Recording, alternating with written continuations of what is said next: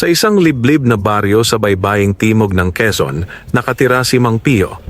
Isang matandang mangingisdang kilala sa kanyang kabaitan, pagiging masipag at simpleng pamumuhay. Mahigit 50 taon na siyang nangingisda. Bata pa siya noon nang una niyang hawakan ang lambat ng kanyang ama at mula noon ay hindi na siya lumayo sa dagat. Wala siyang anak ni asawa. Namatay ang kanyang kabiyak na si Aling Nena sa panganganak at ang sanggol na kanilang inaasahan ay hindi na rin isinilang ng buhay. Simula noon, ang dagat na ang naging karamay ni Mang Pio, sa lungkot, sa hirap, sa gutom. Ang mga alon ang naging kaibigan niya, ang mga bituin ang kanyang gabay sa tuwing manghuhuli siya ng isda sa madilim na gabi. Isang hating gabi ng buwan ng kabilugan, napagdesisyunan ni Mang Pio na pumalaot ng mas malayo kaysa dati. May kakaibang panawagan siyang nararamdaman sa dibdib, parang may tumatawag sa kanya mula sa kailaliman ng dagat. Tahimik ang paligid, ang tanging naririnig niya ay ang salpok ng alon sa bangka at ang mahihinang huni ng mga hayop sa dagat. Pagdating sa gitna ng karagatan, nagulat siya nang marinig ang tila tinig ng isang babae. Mahina, humihingi ng tulong. Tao po. Tulungan niyo po ako. Naghanap siya sa paligid, nagmasid, pero wala siyang makita. Tao. Tulong. Paglingon niya sa likod ng bangka, nanlaki ang kanyang mga mata. Isang babae, tila nang hihina, ang nakaangkla sa gilid ng bangka. Mahaba ang buhok nitong tila sinuklay ng alon at ang balat ay kasing kinis ng perlas. Ngunit ang higit na kakatwa ay ang ibabang bahagi ng katawan nito, isang makintab at mahabang buntot ng isda. Sa Santissima, sirena ka. Tulungan mo ako. Mang Pio, ako'y nagdadalang tao at may panganib sa aking nilalang. Hindi alam ni Mang Pio kung matatakot siya o maaawa. Pero sa likod ng kanyang pangamba, nanaig ang habag sa nilalang. May mga mata itong puno ng luha, pagod at halos mawalan ng lakas. Paano mo nalaman ang pangalan ko? Ang dagat, nakikinig. Ang mga alon ay tagapaghatid ng mga pangalan. Matagal na kitang kilala, Mang Pio. Isa kang taong may mabuting puso. Hindi na siya nagdalawang isip. Ibinuhos niya ang lamang tubig sa loob ng kanyang bangka at gumawa ng espasyong maaaring paghigaan ng sirena. Maingat niyang inalalayan ito habang kinukubli ang kaba sa kanyang dibdib. Isa itong bagay na ni sa panaginip ay hindi niya inasahan. Ang tumulong sa isang buntis na sirena. Ilang oras silang naglayag pabalik sa isang lihim na kuweba sa gilid ng bangin. Isang lugar na matagal nang iniiwasan ng mga mangingisda dahil sa mga kwento ng engkanto't nawawalang bangka. Doon, sa loob ng kuweba na may mahiwagang liwanag, dinala ni Mang Pio ang sirena sa isang malalim na bukal na tila may sariling mundo sa ilalim. Dito ako manganak, Mang Pio, ngunit kailangan kong makaligtas. May mga nilalang sa ilalim ng dagat. Mga sirenong sakim at masasama na gustong agawin ang aking anak sapagkat siya'y anak ng isang makapangyarihang hari ng dagat. Lumipas ang oras. Tumilaok na ang mga tandang sa pampang, ngunit si Mang Pio'y nanatili. Pinakain niya ng pinagsamang damong dagat at tahong ang sirena. Pinainom ng malinis na tubig mula sa bukal. Tandaan mo ito, Mang Pio, bulong ng sirena. Ang kabutihang loob mo ay hindi malilimutan. Sa pagdating ng panahon, ang karagatan ay magbabalik ng biyaya sa isang tulad mong may dalisay na puso. Sa kabila ng pagod, hindi makatulog si Mang Pio ng gabing iyon. Muling sumilay sa kanyang puso ang di maipaliwanag na damdaming matagal na niyang kinalimutan, ang pag-asa. Ngunit sa likod ng kabutihang ginawa niya, unti-unting kikilos ang kasakiman at inggit ng mga taong nakamasid mula sa dilim. mga matang lihim na sumusunod sa kanya, naghihintay ng tamang pagkakataon upang magnakaw, manira at maghasik ng kasamaan. 2 araw na ang lumipas mula nang matagpuan ni Mang Pio ang sirena at iligtas ito patungo sa lihim na kuweba sa gilid ng bangin. Ang paligid ay tila humihinga sa katahimikan. Walang ibang ingay kundi ang banayad na alon at pag-agos ng tubig mula sa loob ng kuweba. Naging tagapagbantay siya ng sirena at sa bawat araw ay lalong humuhusay ang kanilang ugnayan. Isang hindi pangkaraniwang pagkakaibigang nag-ugat sa malasakit. Marami nang nagtangkang lumapit sa amin pero lahat sila ay sumubok na samantalahin kami. Ikaw lang ang tunay na tumulong. Ani ng sirena habang banayad na hinahaplos ang lumulubog na sinag ng araw sa ibabaw ng tubig. Ako si Amaya. Anak ako ng datu ng Kalalimlawan, ang kaharian sa ilalim ng dagat. Kalalimlawan? Tanong ni Mang Pio. Ni sa panaginip, di ko naisip na may kaharian sa ilalim ng karagatan. Nakatago kami sa mata ng tao sapagkat matagal ng panahon na pinagtangka ang agawin ng mga mortal, ang aming yaman, mga perlas, korales, at gintong sinilangan ng araw.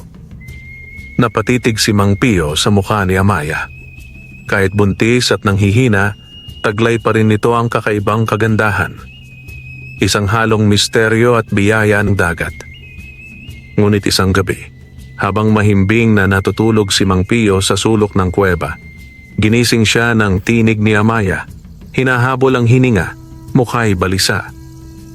Dumarating na sila. Sino? Ang mga taga-Sipnayan, mga sirenong itiniwalag sa aming kaharian. Kinukutya nila ang mga buntis at pinaniniwala ang sinasalinan ng dilim ang mga bagong silang na sanggol upang magamit bilang alagad sa paghihiganti sa ibabaw ng lupa. Agad na kumilos si Mang Pio. Kumuha siya ng mga lumot na nababalot ng asin at itinakip sa katawan ni Amaya, kasabay ng pag-aalay ng dasal na kinagisnan niya pa sa kanyang lolo. Isang dasal na aniyay pantaboy sa masamang espiritu at kalikuan ng loob.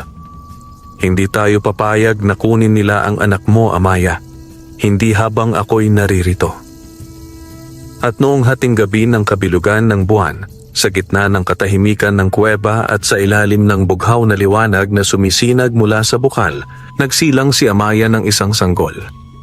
Isang sirenitong lalaki, makintab ang balat, may tila gintong palikpik sa gilid ng leeg at umiiyak na parang awitin ng mga anghel.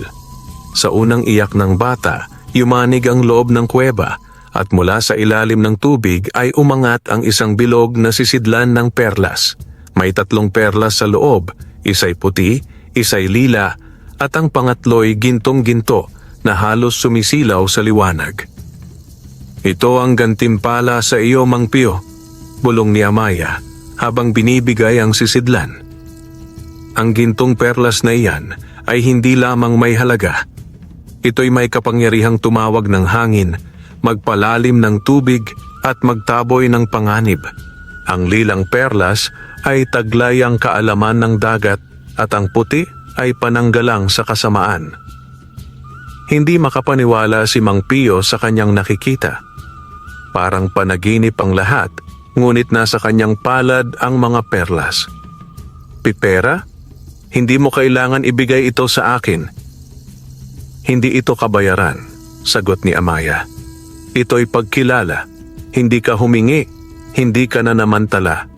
Sa mundong ito, ang puso mong dalisay ay bihira. Ngunit habang sila'y nagdiriwang ng bagong buhay, sa labas ng kuweba ay may 3 pares ng matang nagmamatyag mula sa likod ng mga bato. Isa sa kanila ay si Damongas, isang dating kabaryo ni Mang Pio na nasunugan ng bahay at ngayon ay isang palaboy. Kasama niya ang 2 lalaking magnanakaw na bihasa sa pagsalakay sa mga liblib na lugar. Atin na to, bulong ni Damongas. Kung totoo ang sinabi nila, milyon-milyon ang halaga ng mga perlas na yon. Baka may ginto pa sa ilalim ng kuweba.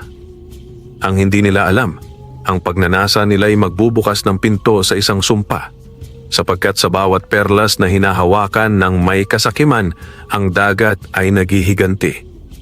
Sa lumipas na mga araw, naging abala si Mang Pio sa pagbabantay sa sirena at sa kanyang sanggol. Lalo niyang pinatibay ang harapan ng kuweba gamit ang mga kahoy at batong natagpuan niya sa dalampasigan. Sa tulong ng mahiwagang perlas, natutunan niyang unawain ang galaw ng tubig at kahit papaano'y natutunan niyang magsalita sa pamamagitan ng isipan. Isang kakayahang ipinagkaloob ng lilang perlas. Ang sanggol ay lumalakas na. Pinangalanan siya ni Amaya na si Ram, nangangahulugang liwanag sa gitna ng alon. Tila may kakaibang kapangyarihan ang bata. Ang mga isda ay sumusunod sa kanyang iyak at ang dagat ay tila humuhuni kapag siya ay natutulog. Ngunit sa kabilang panig ng kuweba, sa isang masukal na bahagi ng baybayin, lihim na nagtatayo ng kampo sina Damongas at ang kanyang dalawang kasabwat. Sa unang gabi pa lamang ng kanilang paniniktik, tiniyak na nila ang oras ng paglusob, gabi ng bagong buwan, kung kailan ang dagat ay tahimik at ang kalangitan ay walang liwanag. Wala siyang kasama, matanda na rin, hindi na natin kailangan pa ng armas. Ani Damongas habang kinakalabit ang isang sinaunang mapa na nakuha niya sa isang matandang Kastilang ermitanyo noong araw.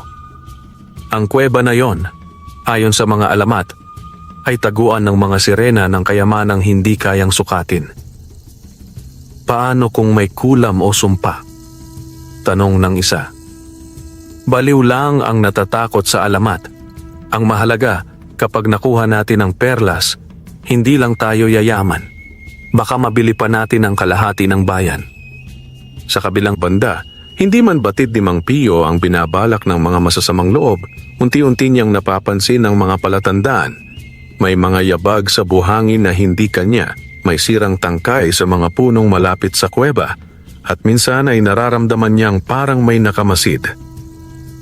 Isang hapon, habang nangingisda sa malapit, napansin ni Mang Pio ang isang lalaking nagtatago sa likod ng batuhan. Laking gulat niya nang makilala ito, si Damongas, dating kababata na ngayoy kilalang magnanakaw sa ibang baryo.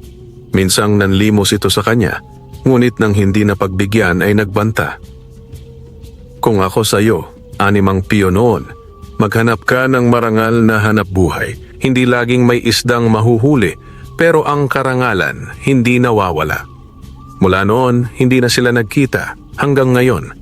Nagkunwaring hindi siya nakakita, ngunit agad siyang bumalik sa kuweba at ibinilin kay Amaya na manatili sa loob ng bukal kasama si Siram. May mga matang hindi natin kaibigan, babala niya. Darating ang panahon na kailangan nating ipagtanggol ang yaman ng dagat, hindi para sa kayamanan, kundi para sa kabutihan. Kinagabihan, hinawakan ni Mang Pio ang gintong perlas at bumulong. Ipakita mo sa akin ang panganib. Kumislot ang perlas sa kanyang palad at sa isang iglap, ang paligid ay nagdilim at unti-unting nabuo sa kanyang isipan ang imahe ng tatlong lalaking papalapit. May dalang sako, lubid at kutsilyo. Hindi na siya nag-aksaya ng oras. Inihanda niya ang trapang gawa sa lambat at pinatakbo ang tubig mula sa bukal papalabas sa bibig ng kuweba gamit ang kapangyarihan ng perlas. Ang kuweba ay naging tila buhay. Umiikot ang tubig, nagkakaroon ng maliliit na alon sa loob nito at sa bawat sulok ay may banayad ngunit matatag na proteksyong likha ng mahiwagang enerhiya. Nang sumapit ang gabi ng bagong buwan, walang buwan sa langit at tahimik ang paligid. Mula sa kagubatan, palihim na lumusot si Damongas at ang kanyang dalawang kasamahan. Dala ang mga sako at mga bakal, tahimik silang sumilip sa lagusan ng kuweba. Wala, tahimik, baka tulog na, bulong ng isa. Pagpasok nila, akala nila ay madali nilang makukuha ang hinahanap. Ngunit hindi pa sila nakakalampas sa unang bahagi ng kuweba nang biglang magsara ang lagusan sa likuran nila. Ang mga bato'y tila nabuhay at bumara sa daan. umikot ang hangin at ang malamig na tubig ay unti-unting umangat hanggang tuhod. Anong nangyayari? May kulam, may sumpa. Bigla silang bumulusok sa sahig. Tila may humatak sa kanila mula sa ilalim. Nagtangkang lumangoy si Damongas, ngunit para bang may mga kamay ng tubig na humahawak sa kanya. Lumulutang na ang mga gamit nila. Wala silang magawa kundi sumigaw at magmakaawa.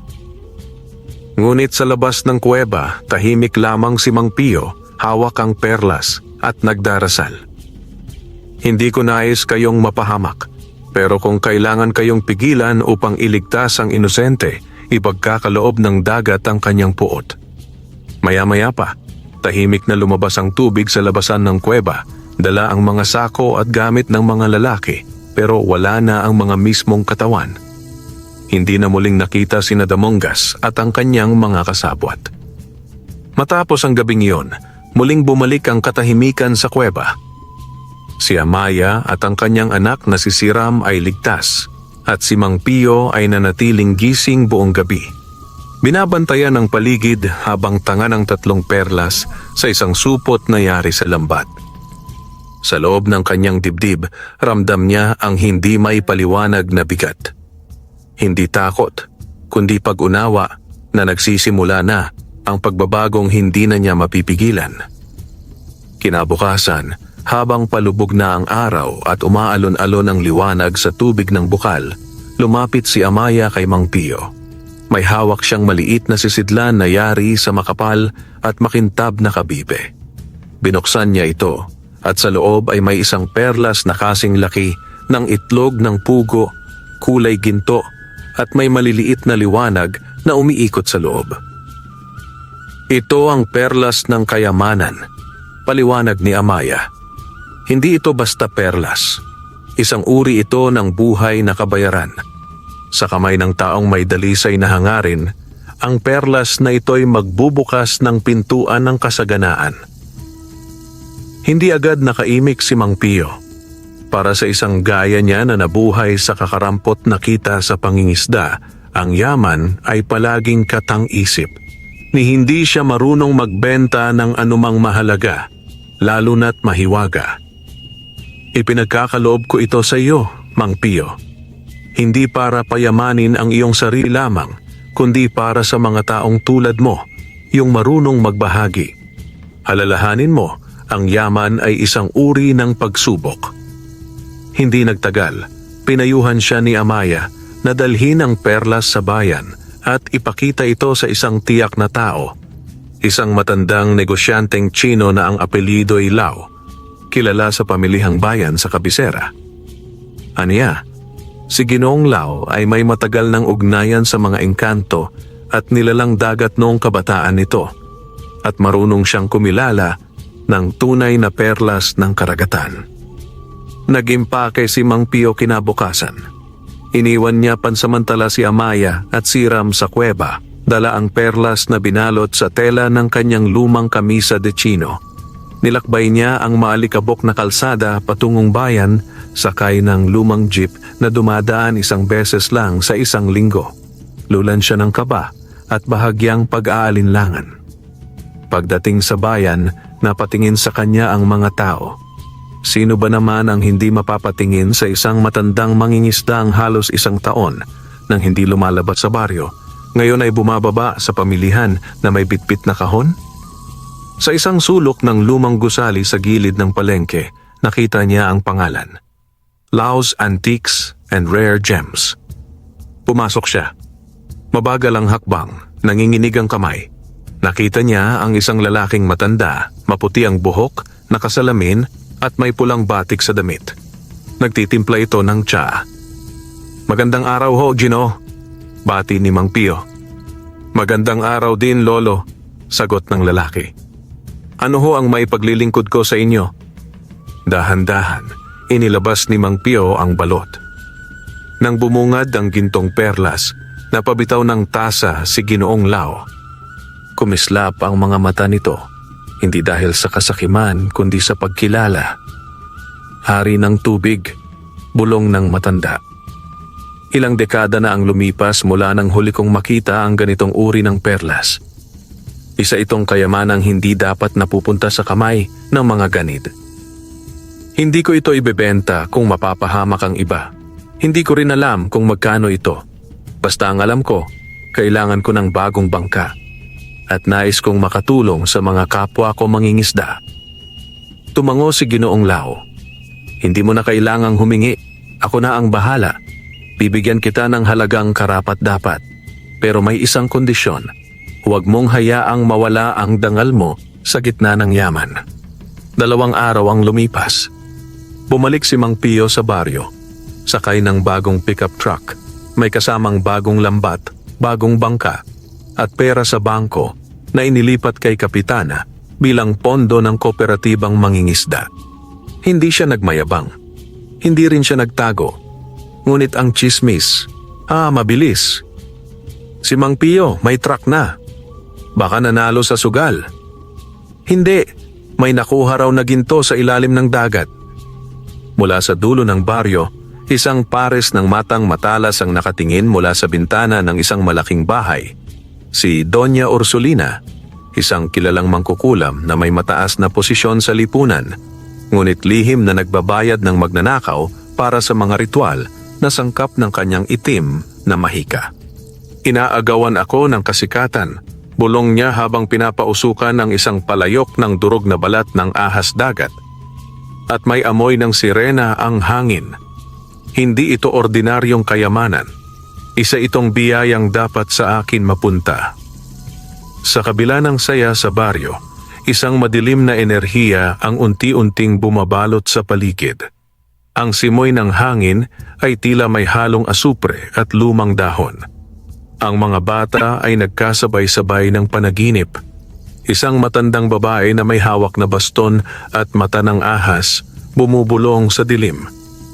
Ang hindi marunong tumanaw ng utang, kinukuha ng dagat at ipinapain sa dilim. Si Doña Ursulina, isang mayamang biyuda na kilala sa pagiging mapagkawang gawa sa simbahan, ay may lihim na pagkatao, isang mangkukulam mula sa angkan ng mga sinaunang babaylan. Ang yaman niya ay hindi lang galing sa negosyo, kundi sa kapangyarihang pinakakain ng inggit, kasakiman at kaluluwa ng mga nilinlang. Mula sa bintana ng kanyang mansyon sa Burol, tanaw niya ang bagong bangka ni Mang Pio, ang mga lumang mangingisdang muling nagkatrabaho at ang mga bata na tumatakbo sa paligid ng bagong tayong gusali ng kooperatiba. Hindi siya natuwa. Hindi dapat siya. Isang matandang walang pinag-aralan ang pinagkalooban ng perlas. Hindi. Ako dapat. Bulong niya habang dinudurog ang mga tuyong hasang ng itim na isda sa kanyang mangkok.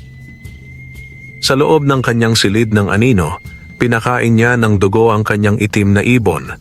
Pinakulo niya ang langis ng niyog na may balat ng pusit, sabay isinalin sa palayok na may ukit ng mga lumang sigil.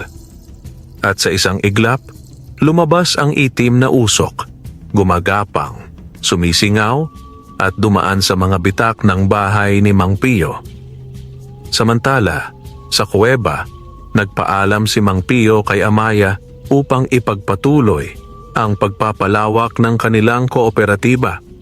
Pinuntahan niya ang ilang kalapit baryo upang hikayatin ang mga mangingisdang nawalan ng hanapbuhay na lumipat sa kanilang sistema ng pantay na kita.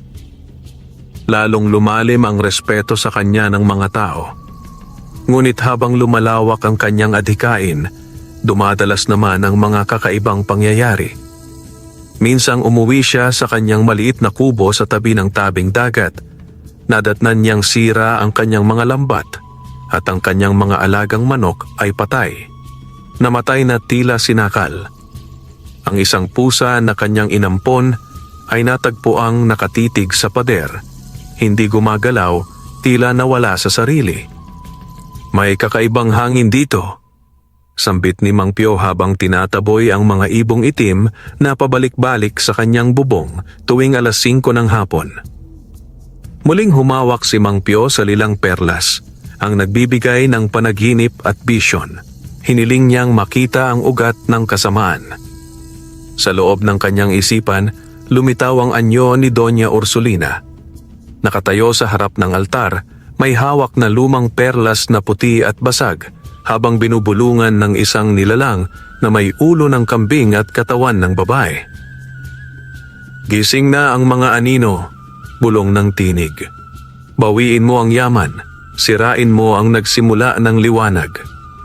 Biglang naputol ang bisyon. Hindi na nagdalawang isip si Mang Pio. Kinagabihan, bumalik siya sa kuweba. Ikinuwento niya kay Amaya ang mga nangyayari. "Ito ang unang sumpa," ani Amaya. Hawak si Siram na noon ay bigla na lamang umiyak ng malakas. May mga taong hindi masaya sa tagumpay ng iba. Ang mga ito'y hindi lang basta tao. Ang iba'y sinaniban ng dilim. "Huwag kang mag-alala," sagot ni Mang Pio. "Hindi ko ito hiniling, pero kung ito ang kapalit ng pagtulong, lalaban ako." Bago siya matulog, dinala niya sa dalampasigan ng perlas. Ipinatong ito sa bato at nagdasal. "Kung totoo kang biyaya, tulungan mo akong protektahan ang mga taong pinili kong paglingkuran." Sa pagdampi ng alon sa kanyang paa, kumislap ang perlas. Mula sa dagat, umahon ng 3 nilalang. Hugis tao ngunit gawa sa tubig. Tahimik silang lumuhod sa harap ni Mang Pio. "Ikaw ang tagapangalaga ngayon," sambit ng isa. "Kami mga bantay na matagal nang natutulog. Gisingin mo lang kami sa oras ng panganib." Kinabukasan, nabalitaan sa buong baryo na may sunog sa isang lumang bodega sa kabilang baryo. Isang lugar na itinuturong pinaglalagyan ng mga kontrabando ni Doña Ursulina. May nakita raw na anino ng matandang babae sa gitna ng apoy, ngunit nang sumapit ang umaga, wala ni bakas. Maya-maya, may isa na namang bata sa baryo ang nagsimulang magkasakit.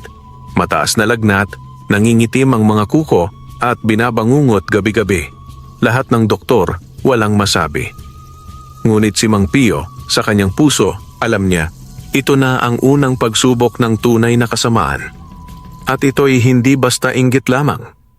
Ito'y mangkukulam na naghahanap ng perlas at handang gumamit ng anino para makuha ito. Pagkalipas ng sunog sa kabilang baryo, hindi na tumigil ang malas sa paligid. Umusbong ang takot sa mga pader ng baryo ni Mang Pio. Isang batang lalaki ang nawala isang gabi at natagpo ang tulala sa ilalim ng punong balete kinabukasan. Gising ngunit walang malay, nakanganga, tila may nawala sa kanyang loob. Hindi siya nagsasalita, parang wala na siyang kaluluwa. Bulong ng ina ng bata habang humahagulhol sa harap ng mga taga-barangay. "Kahapon lang masigla siya. Ngayon, hindi man lang ako kilala." Lalong lumalim ang hinala ni Mang Pio. Hindi na ito basta sumpa. Ito'y pangingilabot ang paniniktik. Isa-isang sinasalakay ng dilim ang mga inosente. Muling bumalik si Mang Pio sa kuweba. Napansin niyang nangingitim ang paligid. Si Amaya ay nakaupo sa ibabaw ng isang bato. Mahigpit na yakap si Siram. Ang tubig ng bukal ay tila madungis. May mga lumulutang na hibla ng buhok at itim na balahibo ng ibon. Napadpad dito ang anino ni Ursulina, bulong ni Amaya. May iniwan siyang mga mata, mga ibong itim na nagmamasid. Pinadala niya rito habang tulog ka. Mabilis na inilabas ni Amaya ang isang maliit na garapon na may laman na itim na usok. "Ito ang nakuha ko mula sa huling ibong suminghot sa hangin dito. Isa ito sa mga mata ng kanyang kasamaan. Kaya nating gawan ng baliktad na paningin. Kung saan siya nakasilip, masisilip din natin siya." Sa isang simpleng ritual, pinaghalo ni Amaya ang usok mula sa garapon at isang patak ng dugo ni Mang Pio. Isinalin ito sa gintong perlas, ang nagkakaloob ng bisyon, at pinanood nila ang unti-unting paglitaw ng isang imahe. Sa kabilang dako, sa isang baryong nakatago sa kapatagan na tinatawag na Talong Bato, matatagpuan ang bahay ni Doña Ursulina. Luma ito sa labas, ngunit sa ilalim ng kanyang mansyon ay may lihim na silong, isang silid ng alitap-tap, kung saan ikinukulong niya ang mga kaluluwang ninanakaw mula sa mga inosenteng bata. Sa isang altar ng buto at alikabok, nakapwesto ang isang piraso ng perlas. Basag ito at nangangaligkig ng inggit. Mula sa pader ng bato, may lumabas na nilalang, kalahating babae, kalahating anino, may baluktot na mga braso at mata ng bayawak. May bantay na ang lalaking iyon, bulong ng nilalang. Ang 3 bantay tubig ay gising na. Hindi natin basta maaagaw ang kanyang perlas. Hindi ko kailangan ng lahat ng perlas, sagot ni Ursulina. Isa lang ang sapat, ang itim na perlas ng kadiliman. At nararamdaman ko, nasa kanya na rin iyon. Hindi niya alam. Ngunit unti-unti, ang kanyang kaluluwa ay nahahati. Kailangan lang natin siyang paiyakin sa kawalan. Samantala, sa baryo ni Mang Pio, dumami pa ang nagkakasakit. 4 na bata ang nagkaroon ng parehong sintomas. Mataas na lagnat, pagkabaog ng pandinig, at tuluyang pagkalimot sa mga alaala. Sa mga panaginip ng mga nanay ng mga batang ito, iisa ang bumibisita. Isang babae na may suot na gintong belo at nag-aalok ng kapalit. Isang perlas para sa isang kaluluwa. Hindi na nakatiis si Mang Pio, kasama si Amaya. Bumuo sila ng lihim na plano, pumunta sa mismong baryo ng Talong Bato. Iniwan muna nila si Siram sa pangangalaga ng mga bantay tubig habang si Mang Pio ay nagbihis na parang karaniwang naglalako ng isda. May dala siyang balutan ng tinapa at sa ilalim ng mga iyon ay nakatago ang perlas ng panaginip at isang sibat na hinaluan ng buhok ni Amaya. Isang sandatang maaaring sumugat kahit sa mga anino. Pagkarating nila sa Talong Bato, nakita agad nila ang pagkakaiba. Walang ilog, walang lawa, walang umaagos. Ngunit nakapagtataka, tila may basa sa mga sahig. Malamig ang hangin at ang mga tao ay hindi nag-uusap. May kung anong pagkaalipin sa mata ng bawat isa. Pumasok sila sa isang maliit na tindahan at nagtanong kung nasaan ang bahay ni Doña Ursulina. Ngunit ang sagot ng tindera ay wala raw ganoong pangalan. Lahat ng bahay dito pare-pareho lang. Wala pong may-ari ng lahat, bulong nito habang nanginginig. Nilingon ni Mang Pio ang paligid. Lahat ng bubungan kulay abo. Lahat ng bintana sarado. Ngunit may isang bahay na laging may usok sa bubong kahit tirik ang araw. At sa likod nito, isang maliit na estatwa ng sirena. May dugo ang mata. Doon siya, bulong ni Amaya. Naroon ang silid ng alitaptap. Kinagabihan nang dumilim na ang kalangitan at walang buwan, pumasok sila sa bakuran ng lumang bahay. Kumapang sila palapit sa likod ng mansyon, dala ang sibat. Mula sa ilalim ng lupa, narinig ni Mang Pio ang mga iyak, mahihinang tinig ng mga batang nawalan ng kaluluwa. Sa paglapit nila sa hagdan, biglang tumigil ang hangin. Tumigil ang kuliglig. Tumigil ang lahat. At mula sa pintuan, bumukas ito ng dahan-dahan. Walang tao sa loob, walang tunog, ngunit ramdam nila, inaabangan na sila. Tahimik ang loob ng bahay ni Doña Ursulina. Ang bawat hakbang ni Mang Pio sa lumang kahoy na sahig ay tila sumisigaw sa katahimikan. Tila bawat piraso ng tabla ay may alaalang ayaw mabuhay muli. Si Amaya ay nakaalalay sa kanyang likuran, hawak ang palad na may nakaukit na lumang sigil ng mga taga-ilalim ng dagat.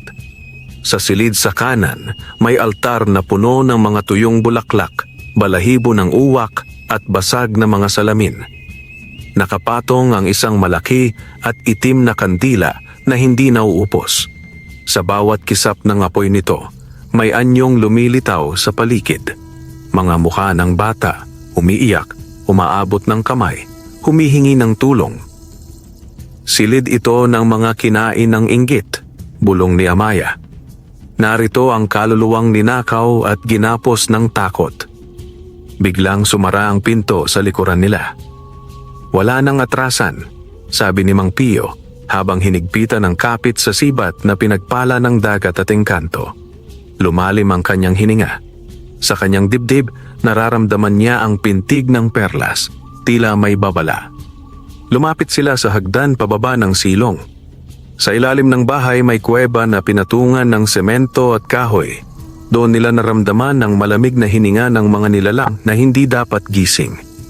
Sa gitna ng silong, nakapwesto ang isang dambuhalang garapon na salamin, puno ng ilaw. Ngunit ang mga ilaw ay hindi ordinaryo. Mga alitaptap itong nanggaling sa mismong mga kaluluwang ninakaw. Bawat isa ay may mukha ng bata, nakakulubot at umiiyak habang umiilaw sa dilim. Lumapit si Amaya. Ito ang silid ng alitaptap. Sa bawat bata na nawalan ng alaala, kaluluwa o boses, isa sa mga ito ang kanilang anyo ngayon.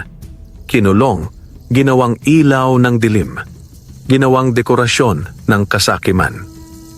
Dahil sa matinding galit, hinampas ni Mang Pio ang garapon gamit ang dulo ng sibat. Pumutok ang salamin. Sa isang iglap, kumalat sa buong silong ang mga alitaptap. Nagalisan sila mula sa pagkatali, ngunit hindi lang sila basta liwanag. Isa-isa silang tumagos sa mga pader, sa lupa, sa kisame, sa mga haligi. Napakawalan mo sila, sambit ni Amaya. Ngunit naramdaman na ng may-ari ng dilim ang ginawa natin. Biglang lumindol ang paligid. Mula sa itaas ng hagdan, bumaba ang isang matandang babae na puti ang buhok, kulay lupang balat, at ang mata ay pula sa gitna. Tila nasusunog na butil ng ruby, si Doña Ursulina. Isang matandang mangingisda at isang patak ng lahi ng sirena. Tumawid kayo sa hangganan ng hindi dapat. Ang kanyang boses ay naging parang dalawa. Isa ay matinis at babae. Ang isa ay parang kalmot ng kuko sa metal, lalim ng 100 taong pagkamuhi. Nagtaas siya ng kamay. Mula sa kanyang palad ay lumabas ang isang maitim na ulap na parang alon na may kuko. Tumama ito kay Amaya at siya ay tumilapon. "Amaya!" sigaw ni Mang Pio. Ngunit tumayo si Amaya, dumugo ang noo, ngunit hindi nagpatinag. "Hindi mo na kami kayang paatrasin." Naghandang umatake si Doña Ursulina. Lumutang siya sa ere, ang katawan ay nagsimulang magbago. Ang kanyang mga kamay ay naging tangkay ng kahoy. Ang mga kuko ay parang palikpik ng bangus, ngunit itim at matulis. Sumugod si Mang Pio. Itinapon niya ang sibat na may buhok ni Amaya. Ang sibat ay tumama sa balikat ni Doña Ursulina. Napasigaw siya.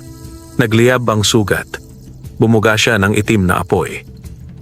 Ngunit hindi lang pala siya ang kalaban. Mula sa mga anino ng silong, umusbong ang 3 nilalang. Mga nilalang na nilikha mula sa naiwang takot ng mga kaluluwang bihag. Mga kalansay ng pag-aalinlangan. Mataas, payat, at may maraming mata sa katawan. Umikot sila kay Mang Pio. Isa ay sumubok pumasok sa kanyang isip. Ngunit bago pa man ito makapasok, umilaw ang kanyang dibdib. Ang gintong perlas ay sumabog ng liwanag. Tumilapon ang 3 nilalang. Isa ang nadurog sa haligi, isa ang sumigaw at naglaho, at ang natira ay tumakas sa dilim. Sa huli, nanghina si Doña Ursulina. Napaluhod siya. Hinang-hina ang kanyang katawan, ngunit tumatawa pa rin. "Akala ninyo'y tapos na. Hindi pa ito ang wakas," anya. "Ang dagat ay hindi laging panig sa kabutihan. May mga nilalang sa ilalim na mas matakaw pa kaysa akin." Nilingon siya ni Mang Pio. "Pero hindi rin sila panig sa'yo." Itinulak ni Amaya ang huling selyo ng silong, isang ukit sa sahig na may hugis isda at araw. Tumilabong muli ang liwanag. Sa isang iglap, nilamon ng tubig ang buong silong. Hindi basta tubig, kundi ang tubig ng alaala mula sa perlas ni Amaya. At nawala ang bahay ni Doña Ursulina. Tuluyan itong lumubog sa sariling sumpa. Pagbalik nila sa baryo, ang mga batang nawalan ng alaala ay unti-unting nakapagsalita.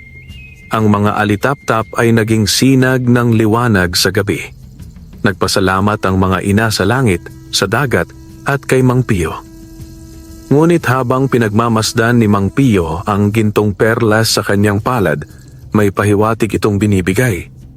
Hindi pa tapos ang digmaan. Sa ilalim ng dagat, may gumagalaw. Lumipas ang 3 gabi matapos ang pagbagsak ng bahay ni Doña Ursulina. Tahimik ang baryo ni Mang Pio. Ang mga bata ay nakabalik sa dati, ngunit hindi may kakaila.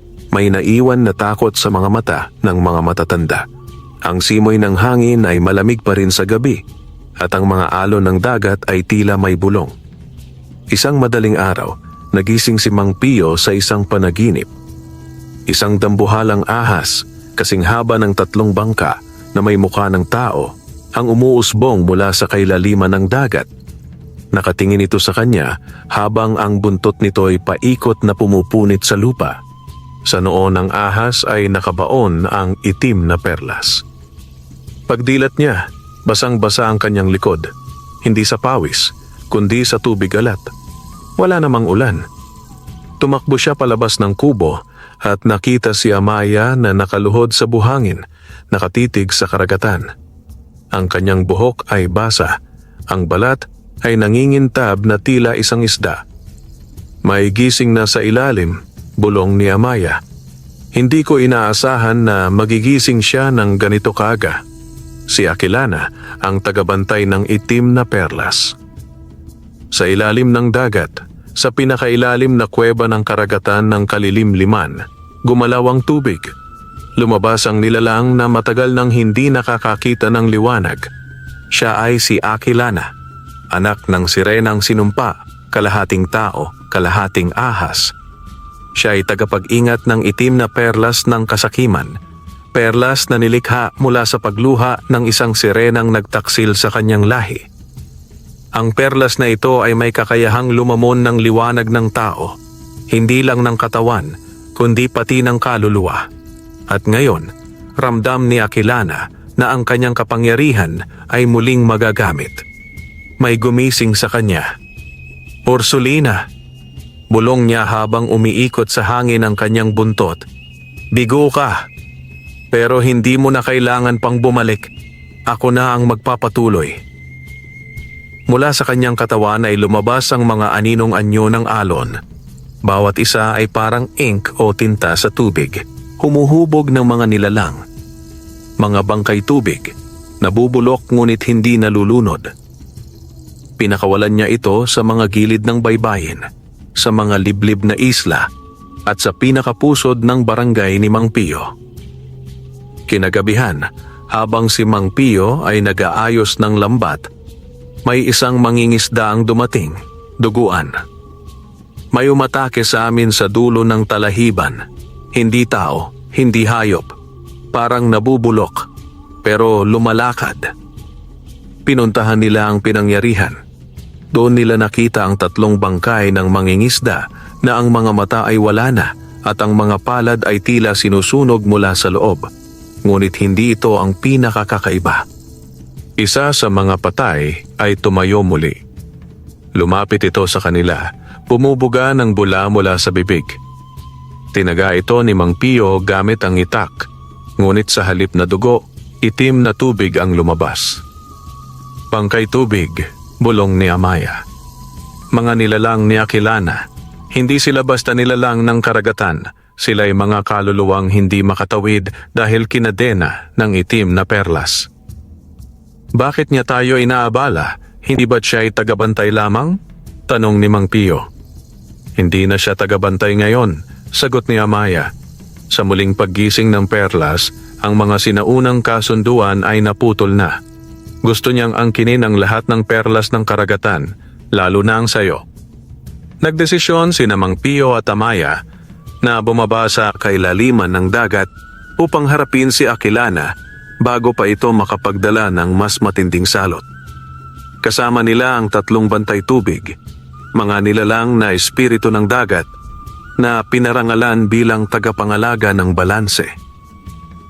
Sa ilalim ng gabi, nilubog ni Amaya ang kanyang palad sa tubig at bumigkas ng sinaunang dasal ng sirena.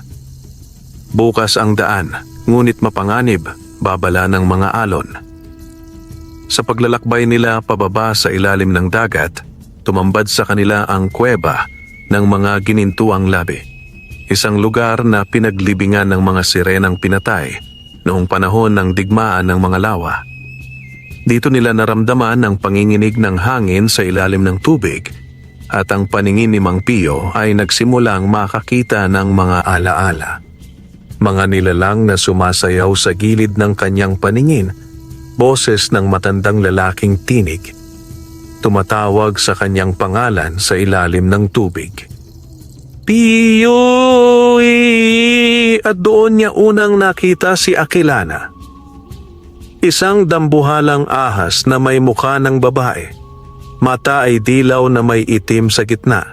Bibig na puno ng perlas na tila mga ngipin at noo na may itim na perlas. Tao, bulong ni Aquilana. Pinili ka ng aking kapatid. Ang perlas na hawak mo. Hindi mo alam ang kapangyarihang taglay nito. Hindi ko ito hawak para sa kapangyarihan, sagot ni Mang Pio. Ito'y regalo, tanda ng pagtulong, hindi para sa sariling gana. Tumawa si Aquilana. Lahat ng may hawak ng kayamanan, nagiging alipin din nito. At biglang sumugod si Aquilana, paikot ang katawan. Lumilikha siya ng ipo-ipo sa ilalim ng tubig, hinahati ang mga bato at ginugupo ang mga bantay tubig. Tinamaan si Amaya sa balikat at sumalpok sa isang pader ng korales. Ngunit sa huling sandali, nagliwanag ang dibdib ni Mang Pio. Ang gintong perlas ay nagsanib sa perlas na bigay ni Amaya at naging isang bagong anyo. Perlas ng alon at apoy. Hawak ito ni Mang Pio habang humarap kay Aquilana. Sa unang pagkakataon, nakita ni Aquilana ang takot. Huminto ang alon ng digmaan sa ilalim ng dagat. Ilang saglit ng katahimikan ang lumutang sa pagitan ni Mang Pio at Aquilana habang ang paligid ay nagsisimulang gumalaw na tila may sariling buhay. Mga korales na umiindayog, mga isdang dumidikit sa gilid ng kuweba, at ang mismong tubig ay nagiging mas mabigat, mas malamig. Sa kanyang kamay, hawak ni Mang Pio ang pinagsanib na perlas, liwanag na ginto at bughaw, sumisiklab sa bawat pintig ng kanyang puso. Ramdam niya ang init nito, hindi lamang sa balat kundi sa kaluluwa. Aquilana! Sigaw niya habang ang kanyang tinig ay dumadagundong sa tubig. Hindi mo kailangang sirain ang mundo dahil lamang sa hinanakit ng nakaraan. Ngunit tumawa si Aquilana, mahaba, malalim, puno ng pagdalamhati. Anong alam mo sa hinanakit? Ako ang tagapag-ingat ng mga perlas na isinumpa. Ako ang tinanggalan ng pagkatao, ng pangalan, ng karapatang magmahal at mahalin. At ngayon, ikaw, isang mortal, isang mangingisda, ay pinili ng dagat. Tumaas ang katawan ni Aquilana. Ang kanyang buntot ay naging parang dambuhalang laso ng itim na usok sa tubig. Mula sa kanyang bunganga ay lumabas ang mga bula ng kamatayan, itim, malapot, at may kakayahang tunawin ang kahit anong engkanto. Sumugod siya kay Mang Pio. Ngunit sumalubong si Amaya. Hawak niya ang isang sibat na hugis sirena, gawa sa buto ng unang tagabantay ng dagat. Tumalon siya at isinaksak ito sa gilid ni Aquilana. Napasigaw ang nilalang. Naglabas si Mang Pio ng liwanag mula sa kanyang perlas. Mula sa kanyang dibdib ay lumutang ang hugis ng isang dambuhalang isda. Ang balintawak ng dagat. Ang espiritu ng karagatan sa silangan. Ito ay isdang ginto na may mata ng tao at buntot na parang bulalakaw. Ang isda ay tumama kay Aquilana at pinilitan siyang umatras. Ngunit hindi pa rin siya sumusuko.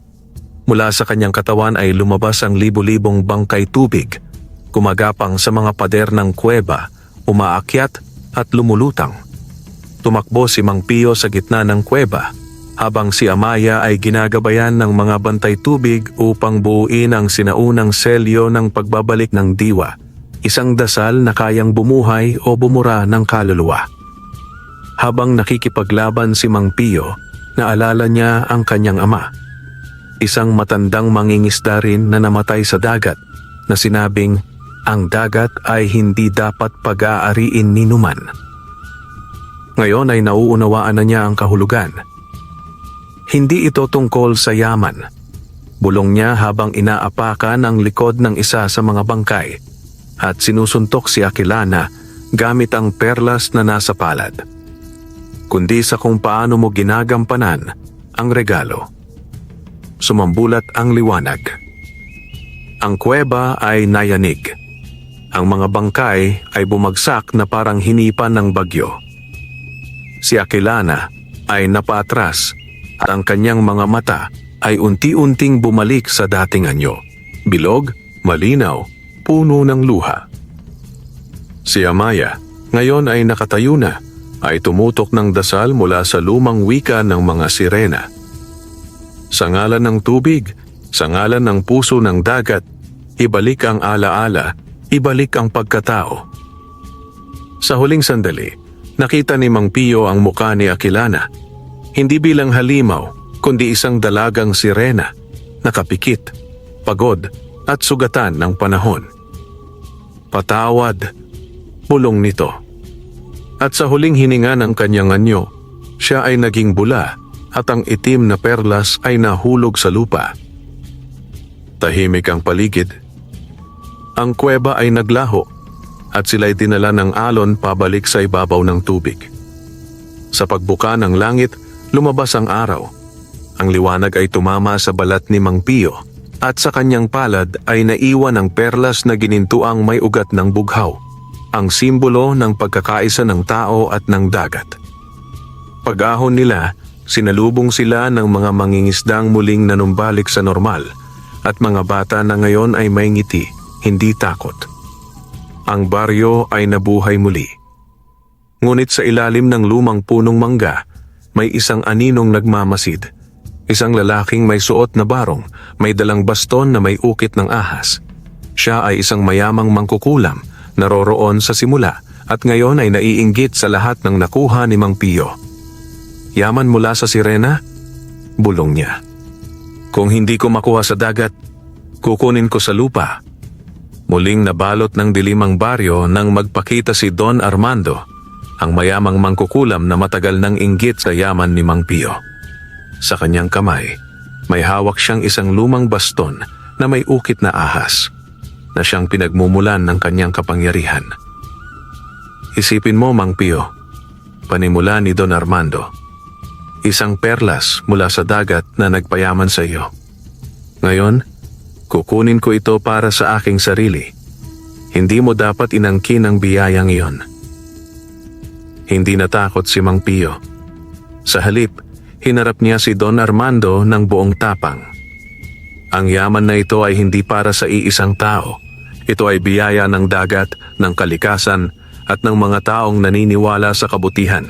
Sagot niya. Sumigaw si Don Armando ng isang dasal na puno ng galit at inggit. Sa isang iglap, nagkaroon ng unos sa paligid. Ang hangin ay humarap. Mga anino ay lumabas mula sa lupa at mga punong mangga ay nag-alon na tila may sariling buhay. Ngunit si Mang Pio ay hindi nagdalawang isip. Ginamit niya ang perlas na ngayon ay kumikislap ng malagintong liwanag na may bahid ng bughaw. Tinawag niya ang espiritu ng dagat na kanyang nakilala sa ilalim ng dagat ang balintawak ng dagat.